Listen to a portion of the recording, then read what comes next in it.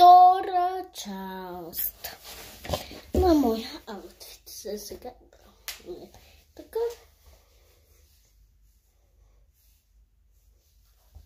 Махна лъстичето. Дама гребничето. Да почна да реша.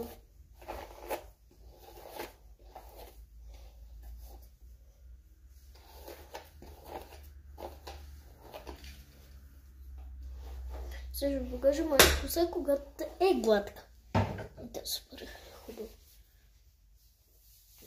Ето ме. Сега ще ви покажа без ефект. Стой да спра видеото. Да. Сега без ефект, да. Много е мрачно.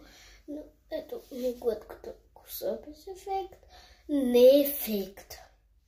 Наистина не е ефект. Наистина не. Както видях на не е ефект, наистина ми е така. Това е ефект, просто да се вижда по-хубаво. И да.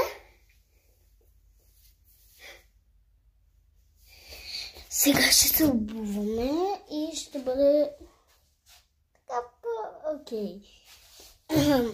Ами трябва да спра видеото да се обада на Кати, така че изчакайте. И ето ме отново. На Кати, тя каза, когато се наеде, тя ми предложи да се обади по Viber, докато се обличаме, но аз не приех. Да, не приех.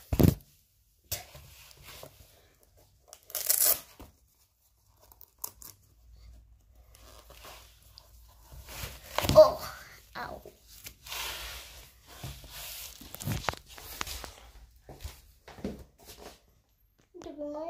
Сега ще кажа моите маратонки.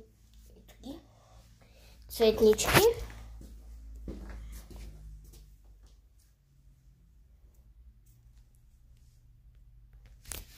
Значи сега яка или свич? Или леченце. Навън е топло. Айде вече. Изчакайте малко. Така. Само да ми падне телефона, защото има дупки. Защото това е стойка, нали, да се седат там обувките. Ще трябва да се стола. Той ще свърши видеото. След малко, докато мен ме няма, но няма нищо. Ще направим трета част.